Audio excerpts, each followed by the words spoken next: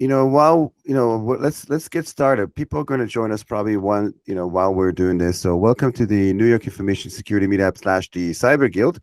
It's September 29th, just 2 minutes past noon Eastern time, and I have the great pleasure to introduce Tom LeDuc, who's a vice president for marketing at Semperis. And we'll discuss the background, talk shop about cybersecurity, and ask Tom as well, how come he doesn't use Thomas in his internet forums. So Tom, a pleasure to have you. Looking forward to having a conversation this afternoon. David, it's a real pleasure and honor to be here. So thanks for having me.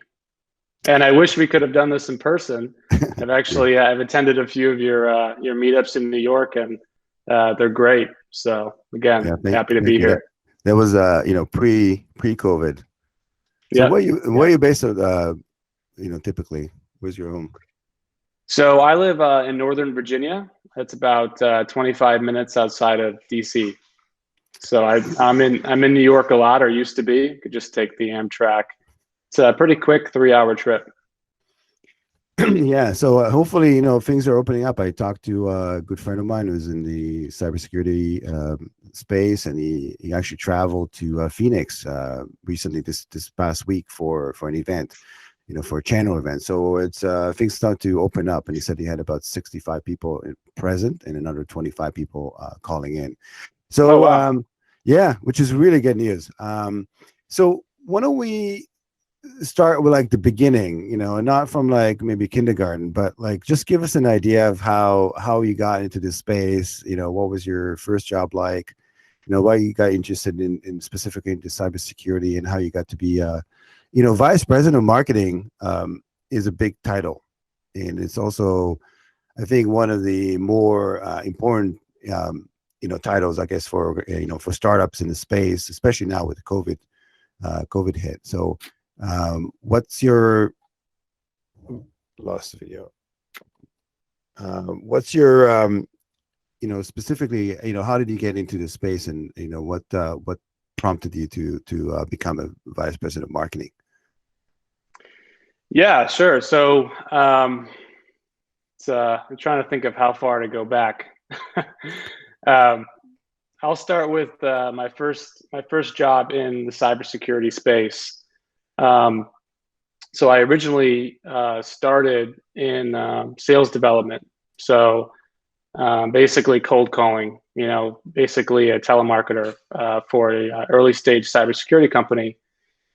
And we'll get more into my schooling and background later. But what I was able to do coming into the SDR program, there wasn't a whole lot of marketing resources. It was a young company. The marketing leader at the time was an excellent CMO, and I worked with him and figuring out, hey, can I create videos or infographics, or what can I create to help open these conversations as a sales development representative. And so that's what I did. Is I basically took the initiative and built out explainer videos and things of that sort. And eventually I got the attention of the marketing leader at the company, and he then took me out of sales development and into the marketing program, which I was very happy about. And I was doing marketing operations for a while, and I also dabbled in content and product marketing. And I really began to love product marketing. And so the next job that I did, another cybersecurity startup, was director of product marketing. And almost immediately after accepting that role, I was thrown into another role, which was, now you're the only marketer, and we have to make this all work. So it was a little bit of a baptism by fire. And it was now you're not just doing product marketing, but you're doing lead gen, you're doing all of the demand generation, you're working with the PR teams, you're doing everything, right? So I had to quickly learn all of that. And the company said, yeah, we're going to bring in a marketing leader in a couple of months. We just need you to sort of, fill this gap until that point. And 2 years went by, and I was head of marketing. That company was Verodin, and I basically just had to cut my teeth and kind of learn as I go, and that's kind of how it came about.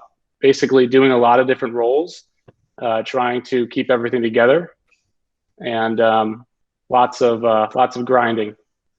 Yeah, that's amazing. So I always tell people to, you never know. First of all, accept the role. You never know where it's going to lead to. It sounds like you got visibility into by somebody else who took you in, and then basically it was an opportunity because there was nobody else to do the job. But I always tell people that's what you should do. You should grab a role, and that role would lead to another role. So do you think that your background as a leads development and potentially also somebody who understands filmmaking and so on gives you a kind of a more rounded insight in terms of what marketing is all about? I think in general, in the cybersecurity world, it's good to figure out what makes you different and what you can bring to this industry that's a little bit different. Certainly, I didn't think when I first got into it that my creative background, and I worked, before getting into sales, I worked at ad agencies in Chicago, and even in college, I was doing door-to-door sales. So Wow. I was familiar with the commission only, hard cutthroat sales, but I was also, really in love with advertising and marketing and, meshing those two worlds. So I do think that background was helpful because when you're in a startup, I mean, there's really, you have your role, but then you have your 10 other roles, your 10 other hats that you can apply, right? And I think it's all about being in an environment that supports and that encourages that.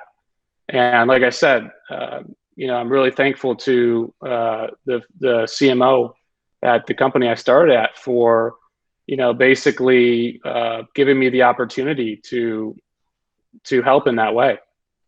And sometimes, early experiences directs a person into at least knowing what they don't want. And I'm assuming that door-to-door experience was not easy, but it gave you, the inclination in terms of, okay, what is hardcore, hard knock sales, right? And then, and then that, from there on, getting somebody on the phone is not as easy after you knocked on somebody's door, right? Yeah, it was. I think I read that. It's kind of cheesy, but it's still a great book. The Rich Dad Poor Dad book in college when I was feeling especially poor, maybe too many ramen noodle dishes. And there's a line in there. The author's basically like, figure out, if you want to grow quickly, figure out what scares the shit out of you and run towards that. And I couldn't think of anything scarier than commission only door-to-door sales in Chicago. So that was a great way for me to kind of get out of my comfort zone. And then honestly, after that, everything else became pretty easy. I was doing that for about a year and a half, when I wasn't in class. And that gave me the perspective that I think I needed to take challenges and take risks. And when I say grind, it's, people think I'm crazy. Maybe I am, but in the span of the last 8 years, as I've been developing my career in cybersecurity, I've lived in Detroit, Chicago, Dallas, San Francisco, and now outside of DC, really all chasing these different startups. Yeah, that's amazing. But listen, you're a fairly young guy and you have a big title, working for a company that, and again, for people not familiar with, Semperis, it's a company that's up and coming. They just received a $40 million round of funding. So it's not it's a startup, but it's an established startup. It's really growing fast. So you're a VP of sales at a very young age, and it's amazing. It shows, the determination that the path you took to get there. In 8 years, in the grand scheme of things, is not a lot. I mean, a lot of people, never get to be the VP of marketing after 20 years in the field, right? They do all kinds of different roles and they move laterally to, you know, different roles within the organization, but never become an executive. And you report to the CEO of the company, right? Right, Mickey. Yep. Yeah. So I mean, that's a big role. So I would love to dive a little deeper into your, you know, your existing role. What do you do? What do you like? What do you don't like about it? Maybe some of the challenges you're currently facing. So what does a VP of marketing do? I mean, I think this is one thing I'm trying to expose people to. You know, there's a lot of areas within cybersecurity. People say, oh, I want to get into cybersecurity, but there are like hundreds of different roles within the space. So I would love to get a glimpse into what you actually do. Yeah, so I can kind of go through sort of a day in the life if that's kind of helpful. Yeah, maybe the things that, let's focus on the things that you really like about it, and you know, makes you like get up in the morning all excited. And then, you know, startups is like, you know, you have a good day and a bad day at the same day. Yeah, and maybe like exactly. some of the, you know, some of the consequences of like being in a startup and handling, you know, that role that doesn't work so well sometimes. Sure.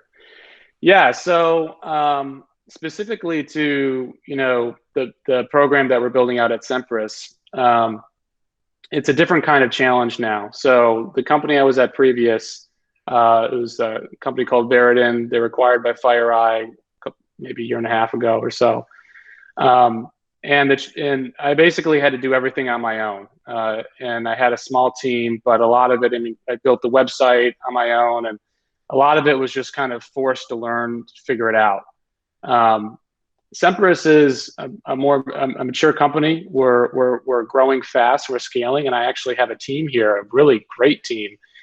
And so now it's a matter of getting a little bit more hands off and actually empowering and enabling, you know, my team to be successful. And so that is the kind of difference on a personal level of, you know, where I was previously and where I am now at Semperis. On a day-to-day, you know, there's a lot that goes into building out a marketing program. So, you know, certainly we're looking at the product marketing side, making sure that we're communicating, you know, the value of the product in a honest and truthful way that's actually helpful to buyers, right? We're not spreading a bunch of fear, uncertainty, and doubt, but we're actually figuring out what those buying drivers are and provide valuable and helpful content. So there's product marketing, there's the content marketing.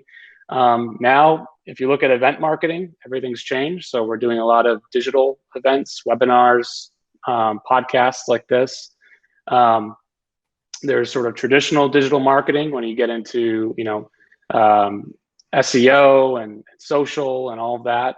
I also have a sales development team. So figuring out how to drum up new opportunities through cold calling and cold prospecting. And then there's external partners that you work with. So public relations, web developers, you know, so it's a real ecosystem that you have to sort of cultivate. And that's been really great. So you mentioned, you know, one thing is, I think from a challenge perspective, to generate genuine, honest, you know, straightforward content is not easy. There is a lot of FUD out there, right? So, and the problem is, it seems like almost like if you don't use some of those keywords, you don't, you know, to kind of create that uncertainty and so on, you might not get, you know, viewed as serious or not get viewed as a contender, right? Do you find, you know, ways to overcome that and just make sure that, you know, sometimes being totally different is also not that great.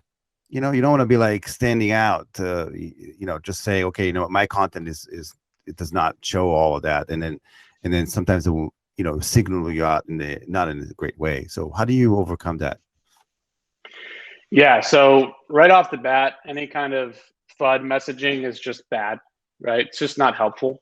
So just straight on. I also think that there's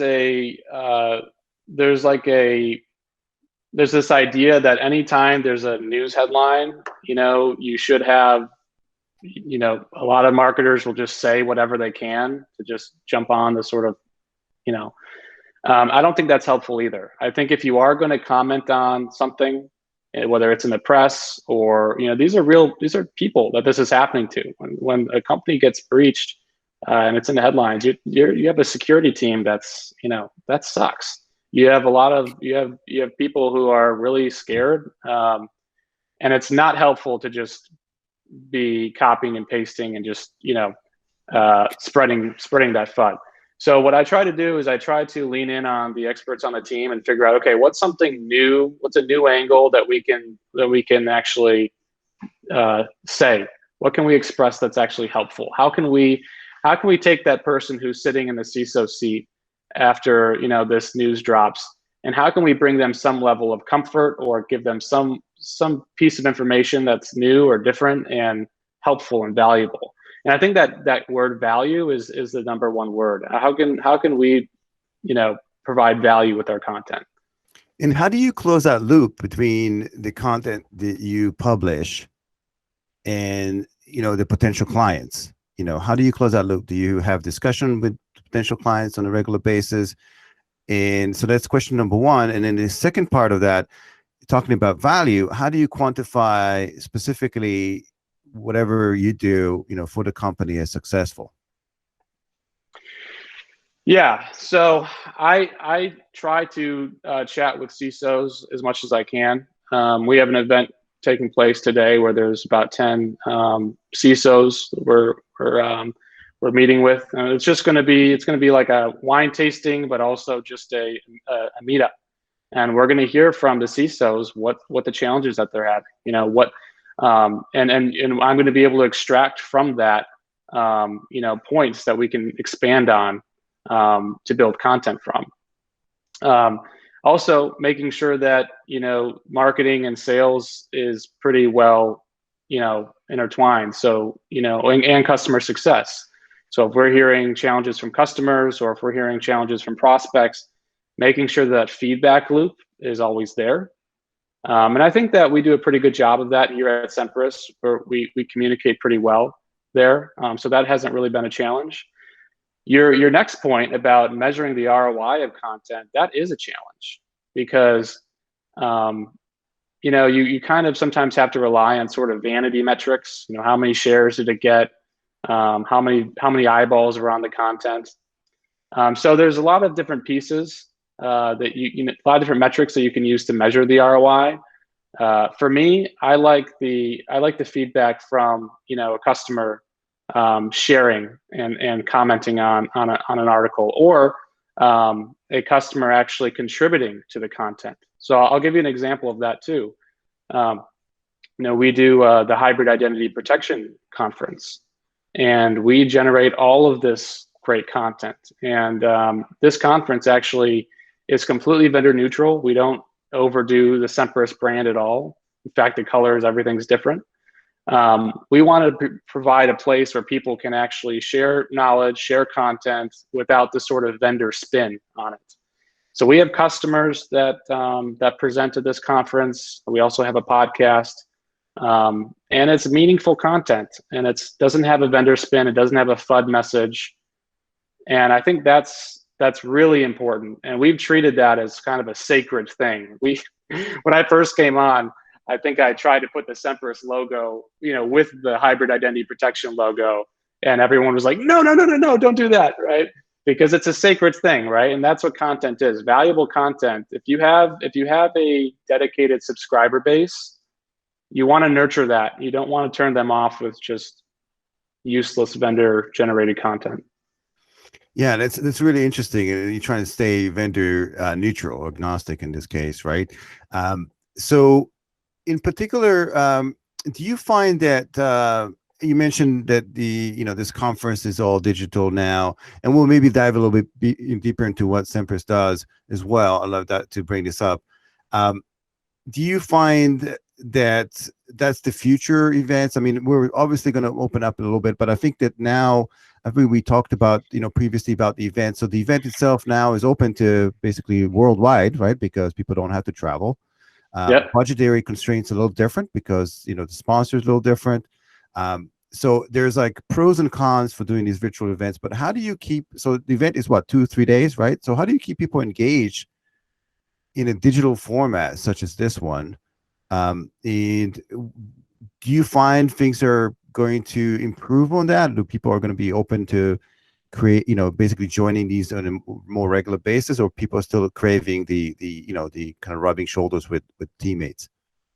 Yeah, it's a good question, and it's a tough challenge. I can tell you what we're trying to do. First off, I mean, we want to offer people tangible value coming out of it. So anything we can do, even if that's offering CPE credits, but we also want to. So we want to provide the meaningful content, but we also want to simulate that sort of networking that you're talking about. So what we're doing is the conference itself is over a span of 4 days. It's 20 plus different sessions. We're sort of we're also doing a Slack channel to sort of have a kind of a stream of continuity throughout the conference. So it's not just like a bunch of webinars, right? And then we're also going to be doing kind of informal Zoom meetups and Zoom kind of happy hours, where it's kind of by speakers. Speakers put it on, and anybody's welcome to join. And we're going to try to simulate that networking, but of course, it's not the same. It's never the same. So moving forward, what I think we'll probably see is the kind of physical, kind of traditional trade show model again. But I think that we're going to have it significantly augmented by, through technology. So I think it was, I don't think it was commonplace in every trade show to have, a live stream with the physical trade show. And now I think you can't throw a trade show without that. I think that people are going to kind of expect that if I'm in, DC and there's a trade show happening in Germany and I want to be there, it's not an excuse anymore that, just because I can't get on a plane and travel to Germany that I can't attend. So I think that people are going to be offering both sort of experiences. If you want to get the networking, if you want to go there in person, you can, but it's going to be augmented through digital. That's a great point. So that is to be expected, right? To have that hybrid model where, if you want to travel, then that's fine. But if you want to just, visit remotely, you can do that as well. What are your thoughts about the, some of the augmented reality, like, Oculus is coming out with a new VR2 to basically, I think it will connect with Facebook and some others. Do you feel some of these new technologies will take place and take some of that kind of remote type of experiences to the next level? I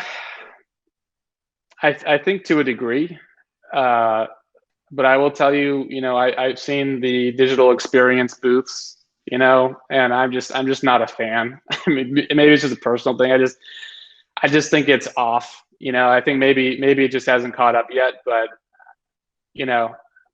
I don't see it.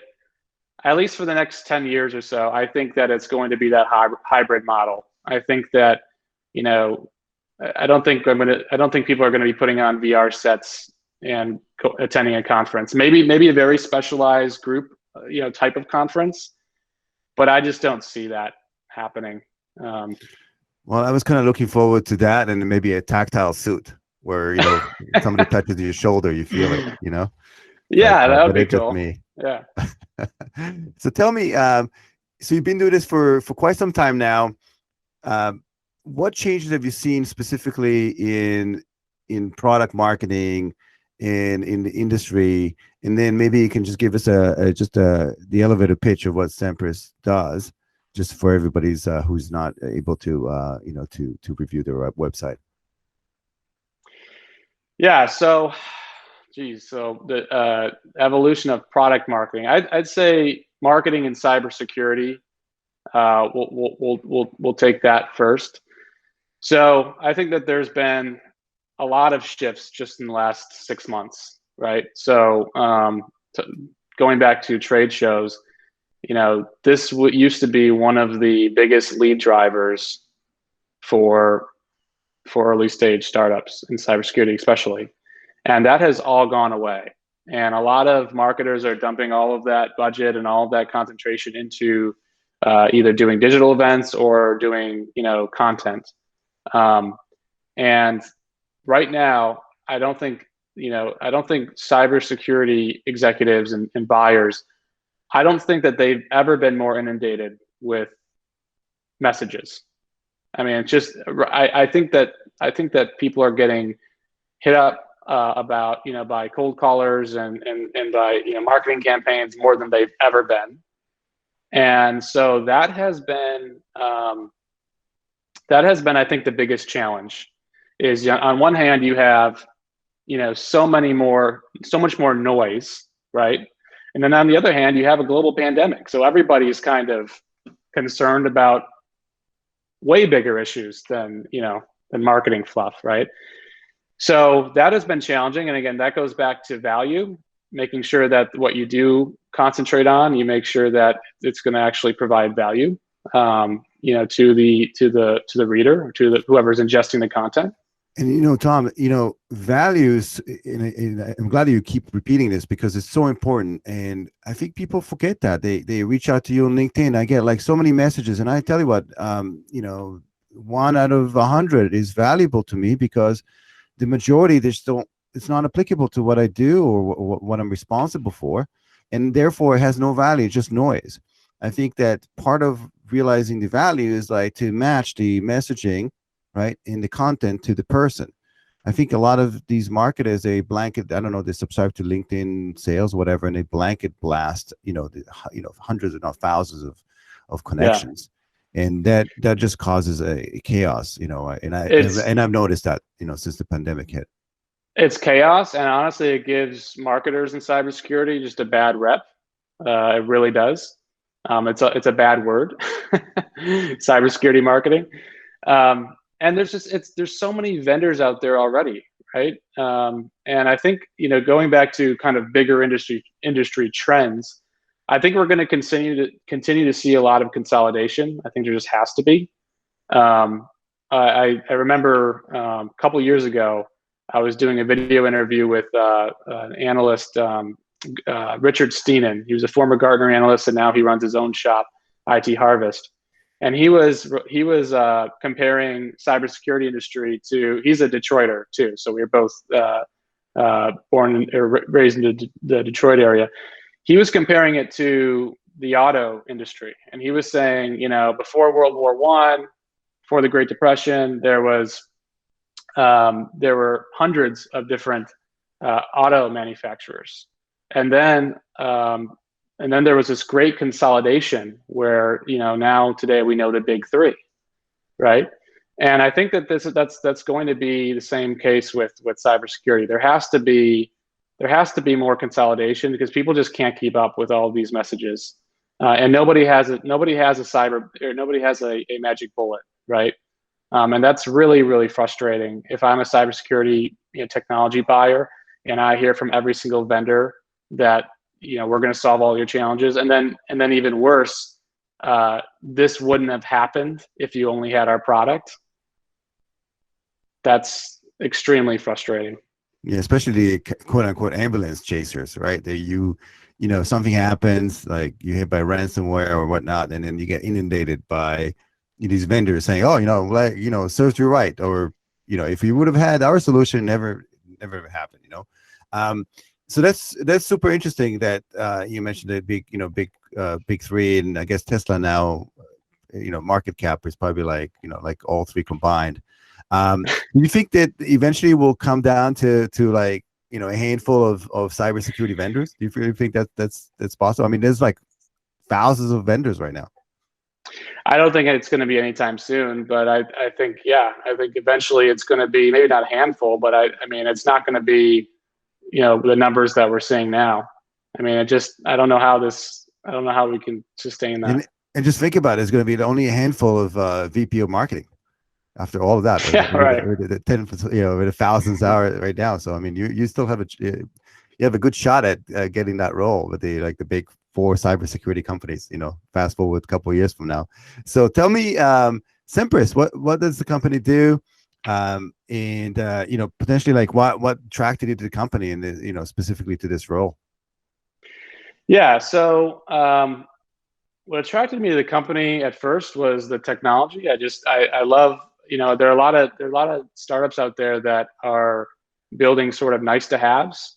And I looked at Semperis and I looked at the problem they were solving, and this was a need to have solution. Yeah. So maybe right? describe the problem and then give us like the elevator pitch of that, just in case for somebody who's not familiar. Sure. So, and this is even more relevant now with COVID. But the old saying, everyone's heard it: the perimeter is gone, and identity is sort of the last remaining, control plane, right? Mm-hmm. So identity sort of relies on the integrity of your identity systems, and a lot of that is 90% of organizations. That's Active Directory. It's your central repository for all of your identity and access, right? And there's a lot of challenges there. Active Directory has been around for a while, and it really wasn't. It's deeply embedded in every organization, but it really wasn't built to stand up against today's types of attacks. So for a lot of attackers that are looking to get into your organization and sort of get to the crown jewels, if you will, they're going to start at breaking into your Active Directory. That's typically a soft target. It's really where you're going to start. And furthermore, any identity that you have, whether it's a cloud identity, that oftentimes synchronizes with your on-premises Active Directory. And so if AD is corrupted, chances are your entire identity infrastructure is going to be corrupted. So Semperis is looking at the problem in a really comprehensive and holistic way. We have solutions that are sort of proactively probing your Active Directory and making sure that it's configured well and it's as hardened as it can be, so attackers can't get in the first place. And then we're making sure that if there is any attacker that's trying to move laterally and escalate privileges, that you can immediately roll back these sort of suspicious and dangerous changes that are happening within your Active Directory autonomously. And then we also have a solution that's all around recovering your AD if something does happen, if there is a cyber disaster. And this is a really big deal because, especially on the recovery piece, there hasn't been other vendors that have really looked at this problem through a cybersecurity lens. And I'll just give you, very high level example of that. We all know the NotPetya story, and the Maersk story, right? So Maersk, a giant shipping organization, was hit by NotPetya, and they had to rebuild their Active Directory from scratch. They couldn't use any automation because they were worried that they would just reintroduce the bad stuff again. So Semperis has been able to actually figure out a way to automate all of that and recover in a clean and quick way, and really that saving a lot of downtime, and from a business perspective that equates to dollars, millions of dollars. So that's an immediate need that I think that people need like yesterday, and that's a challenge that's not going anywhere. And that's what was really interesting on the technology side. To play devil's advocate, somebody will say, "Hey, isn't it it's Microsoft product, right? Active Directory has been around for a long time. Don't they have recovery and backup? It is built into the solution. So why do I need Semperis?" Yeah, I know they have like a white paper that you can follow and recover manually. But honestly, Microsoft is a big advocate of Semperis, and we're partners with them. So they agree that our product and our services are helpful to their customers. So they agree that there's a gap there. That's pretty interesting. Yeah. So coming back to specifically to differentiate it in terms of Semperis over some companies. Apologize here. My video started to cut off. Specifically, Do you find that among all that noise, companies realize that they actually need a solution for Active Directory? At what point in time? Because again, Active Directory has been around for a long time, and it's part of the pillars of the identity in most organizations, right? What triggers them to wake up one day and say, hold on, we have been running Active Directory for for 15 years. We need to look for a backup recovery and potentially kind of a behavioral analysis on our Active Directory. What is, from your perspective, the trigger for companies to start looking at stuff like this? Well, unfortunately, I think a lot of times it has to do with what they're seeing in the headlines. A lot of times attackers will sort of, raise red flags. But I think there are a lot of proactive companies too that are testing this. I think one of your podcasts, David, the topic of attack simulation came up, and I think that's almost expected now, to move beyond the sort of tabletop exercises, but actually see, how your organization would react to a cyber incident. And I think that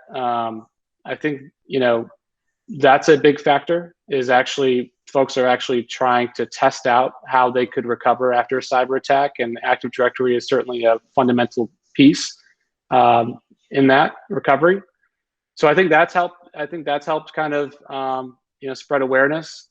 But honestly, we need to do more of that. We did a survey recently. We surveyed about 350 security professionals, and we asked them, have you ever tested your Active Directory recovery process specifically from a ransomware wiper type of attack?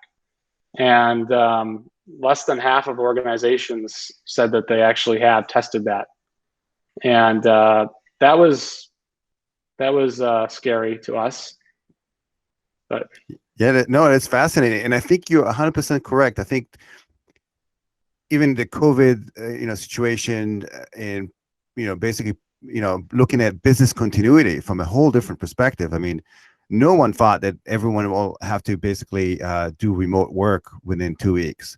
So I think now companies are starting to realize, okay, let's revisit business continuity and see what are the weakest links there. And Active Directory, I think, kind of floats to the surface, due to the the cardinal role in every organization. So I think that's what they're moving at.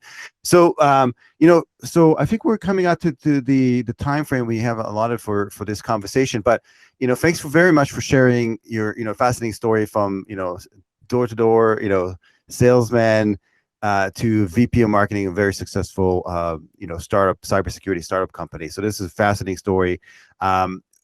Where can people find out more about you and the company, and then potentially, what's the best, preferred way for people to reach you? LinkedIn is best. So, connect with me on LinkedIn, and I'm always on there, and that's where I love to, continue the conversation. If anybody wants to reach out, and that's where I'll be.